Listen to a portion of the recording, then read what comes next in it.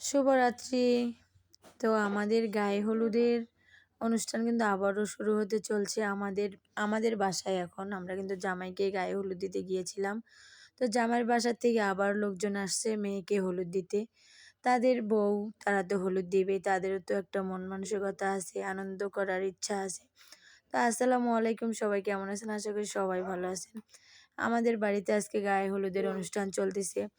তো আমাদের জামাইয়ের বাড়ির থেকে লোকজন আসছে, অনেক আনন্দ করতেছে। আমাদের প্যান্ডেলটা সাজানো দেখে তাদের অনেক খুশি, অনেক ভালো লাগছে। তাদের আসলে স্পেসটা অনেক ছোট, আমাদের স্পেসটা অনেক বড়, এই জন্য আমরা প্যান্ডেলটা অনেক বড় করেছি। তো তাদের অনেক পছন্দ হয়েছে, অনেক মজা করতেছে, অনেক এনজয় করতেছে। তো ছোট থেকে বড় পর্যন্ত অনেক এনজয় করতেছে। এখানে আমার ভাগ্নি আর আমার ভাস্তি অনেক মানে আনন্দিত, অনেক মজা করতেছে। তো সবার কেমন লাগছে অবশ্যই জানাবেন। তো বিয়ে বাড়িতে এরকম মজা হয়, তো আমাদের বাসায় একটু বেশিই হয়, কারণ আমাদের টিম তো অনেক বড়, অনেক বড়। সেটা বলে শেষ করতে পারবো না, কারণ হচ্ছে আমাদের আত্মীয় স্বজন অনেক বড়।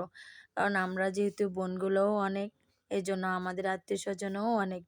এক একজন বোনের এক একজন অনেক অনেক আত্মীয় স্বজন।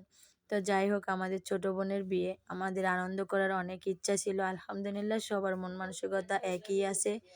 তো আমাদের বাড়িতে আজকে আমার মেয়ের আমার ছোট বোনের গায়ে হলুদ চলতেছে। তো জামার বাড়ির থেকে যারা আসছে তারা আরো অনেক হ্যাপি যে আমাদের এখানে এত বড় একটা আয়োজন করছি গায়ে হলুদের অনুষ্ঠানে। ওরা অনেক হ্যাপি, অনেক হ্যাপি। তো আসলে মানুষের কখন কি হয় ভাগ্যে বলা যায় না। কখনো ভাবতে পারি না যে এই আনন্দটা করতে পারবো। আলহামদুলিল্লাহ অনেক খুশি যে আমরা শেষ বিয়েতেও এতটা আনন্দ করতে পেরেছি, সব আত্মীয় স্বজন, পাড়া প্রতিবেশী সবাইকে নিয়ে। তো যাই হোক, ভিডিওটা কেমন হয়েছে সবাই কমেন্টে জানাবেন।